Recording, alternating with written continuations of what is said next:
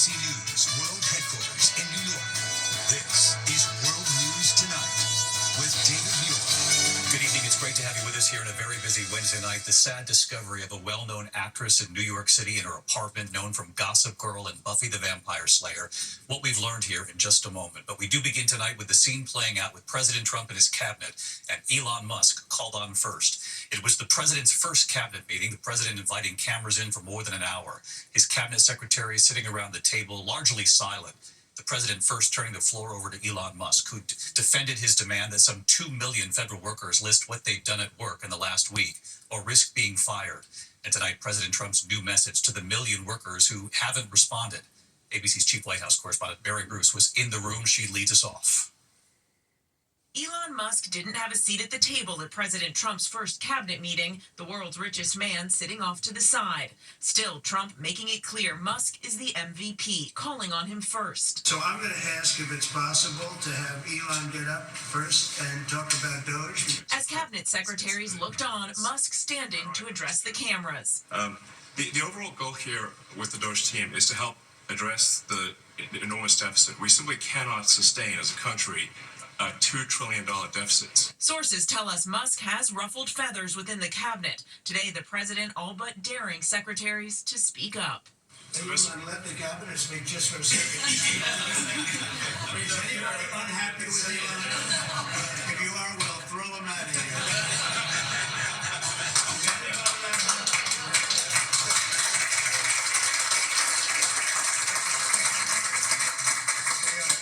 Respect for Elon and that he's doing this, and some disagree a little bit, but I will tell you, for the most part, I think everyone's not only happy, they're thrilled. But several cabinet secretaries have objected to Musk's order to the more than 2 million federal workers. Send an email listing 5 things you accomplished last week or lose your job. Several departments telling workers it's voluntary or instructing them not to respond at all. I think that email perhaps was misinterpreted as a performance review, but actually it was a pulse check review.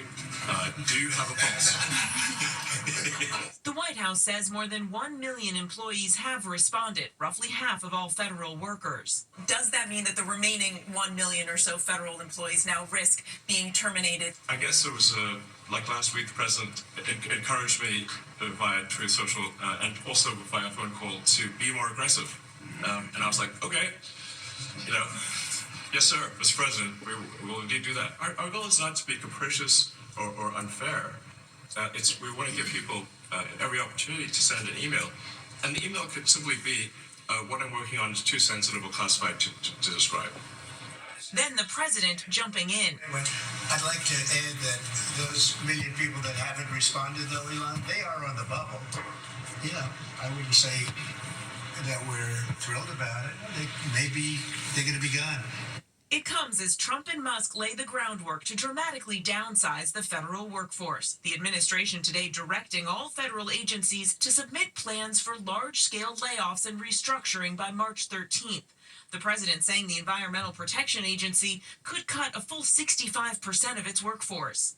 The president fielding questions for over an hour, but only calling on 3 other cabinet secretaries and briefly the vice president. But Trump did make one thing clear. When he gives an order, he expects his team to follow it. Oh, yeah, they'll follow the orders, yes, they will. No exceptions. No exception. Well, let's see. Let me think. Oh, yeah. She'll have an exception. Of course, no exceptions. You know that. And the president today signing more executive orders to expand Doge's cost-cutting efforts. David, in that room today, the power of Elon Musk and this administration on full display. David. Mary Bruce, who was in that meeting today. Mary, thank you. We turn next tonight to the tragic discovery in New York City, the death of actress Michelle Trachtenberg, the young star of Gossip Girl and Buffy the Vampire Slayer. She was found dead in her apartment by her mother. She was just 39. Here's Aaron Katursky. Tonight, the sudden death of a young Hollywood star discovered in her New York City apartment. I hear you told her a little secret. That's the way you want to play it? That's how we'll play it. Michelle Trachtenberg, best known for her iconic roles on Gossip Girl. This is supposed to be our happiest day, that I can't wait to rain all over for Parade. And Buffy the Vampire Slayer. Buffy, you have to let me go. Rising to fame as a child in the adventures of Pete and Pete. What happened? Police Police sources tell ABC News her mother found the 39-year-old unconscious and unresponsive just after 8 this morning in the actress's Midtown apartment steps from Central Park.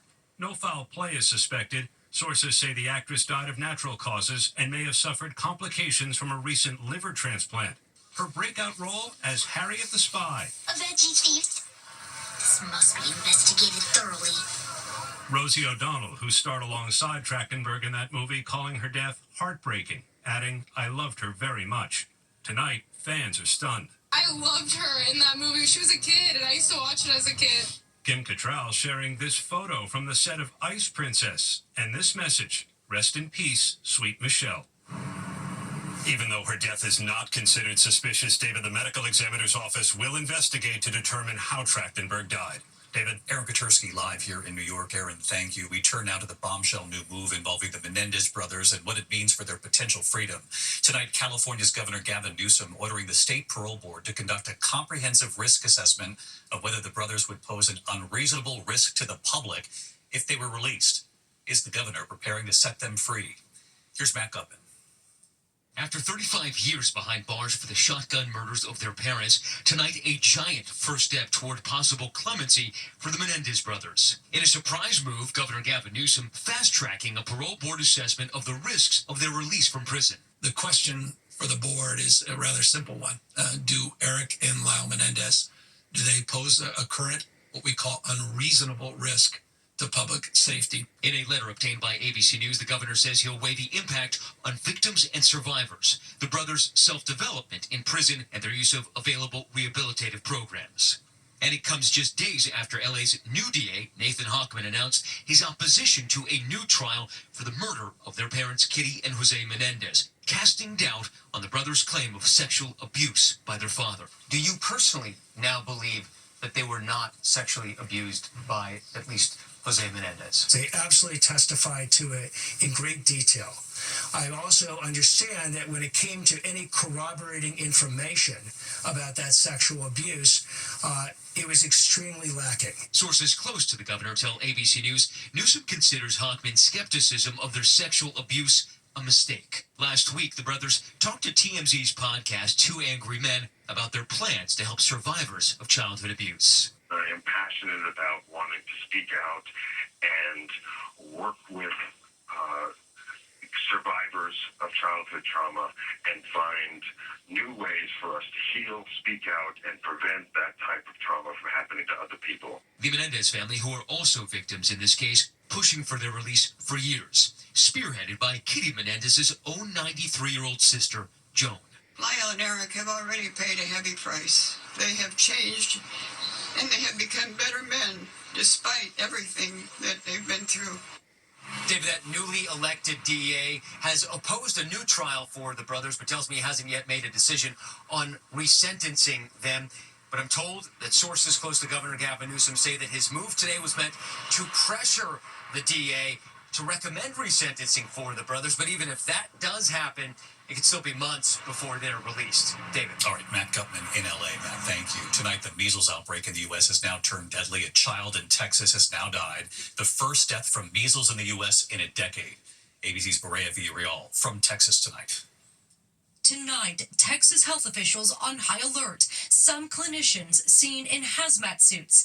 The state reporting the first measles death in the country in a decade. The patient, a school-aged child who was not vaccinated, dying overnight in Lubbock County. This is a big deal, and we are now seeing a very serious consequence of what happens when we have measles in our community.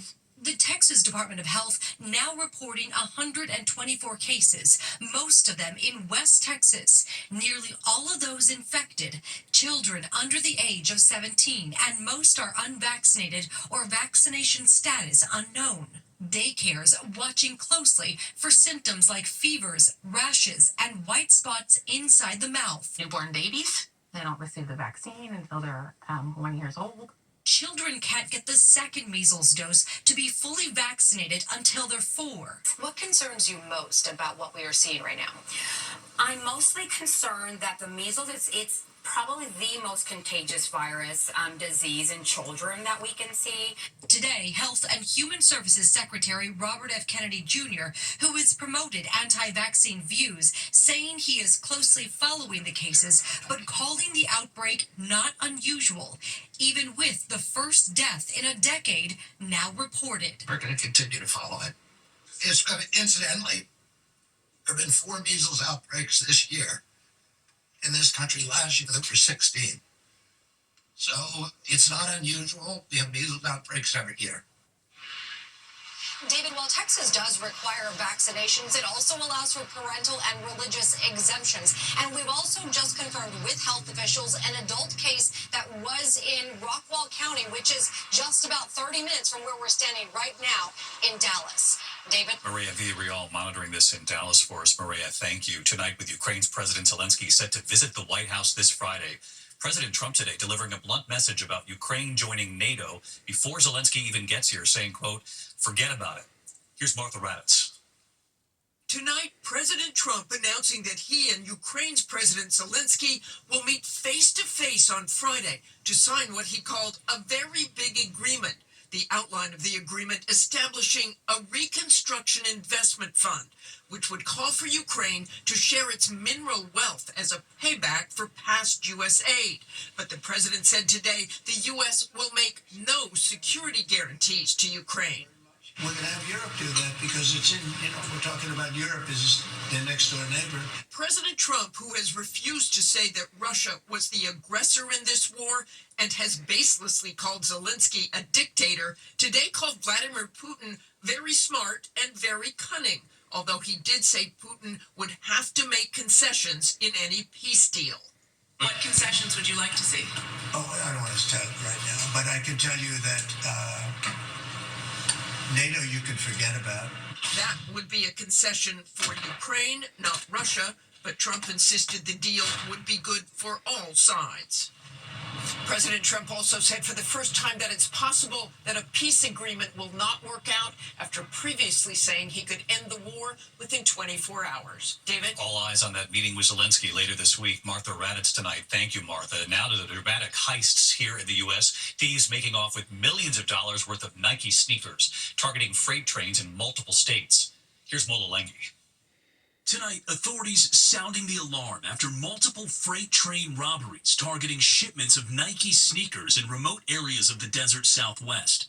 The most recent heist, January 13th in Perrin, Arizona. Thieves allegedly using this box truck, grabbing nearly 2,000 pairs of brand new unreleased Nike sneakers, Nigel Sylvester X Air Jordan 4s, worth $400,000. Thanks to tracking devices inside some of the cargo, 11 people were arrested. In November, near Amboy, California, robbers boarding a train and grabbing $200,000 worth of Nikes, found in the back of this U-Haul in Anaheim the next day. 7 people taken into custody, according to police. They get on it, they cut a brake line, stop that train, and it's basically a shopper's delight. It's stopping that train and then breaking into the container trailers on the train.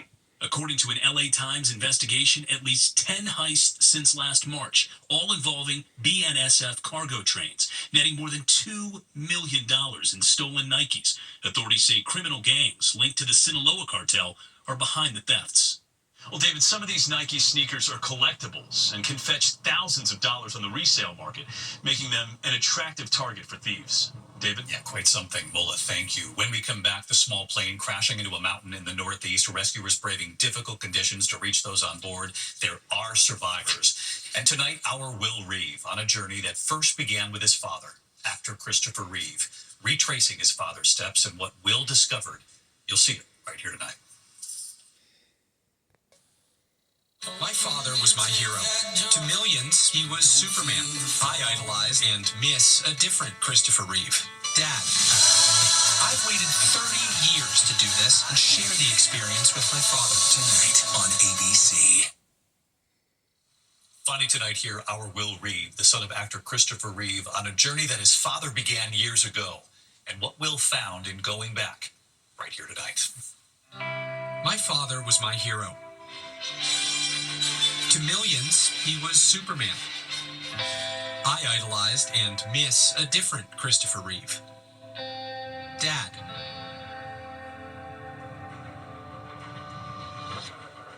When I was a toddler, he filmed a documentary following the migration of the Pacific gray whale. My dad always lived a life of perpetual motion and epic adventure. Let's go over and see him, see how he's been doing. But this was his last great expedition before he was paralyzed when I was just 2 years old. He then died of complications from his injury when I was 12. For 30 years now, I've dreamed of taking a journey to the last places he visited before his accident. The destination, San Ignacio Lagoon in Baja, Mexico. You got it. Dad had shared stories of a legendary fisherman here, Pachico Mayoral, my dad's host in San Ignacio. Pachico died over a decade ago. His son, Pancho, now running the family ecotourism business. Hi, Pancho. Will Reeve.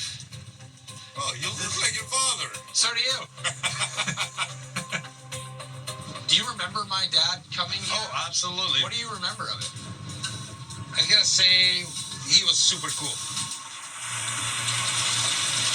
Hello. Hello. Oh, there's the eye. That's just gorgeous. Oh my God. Wow.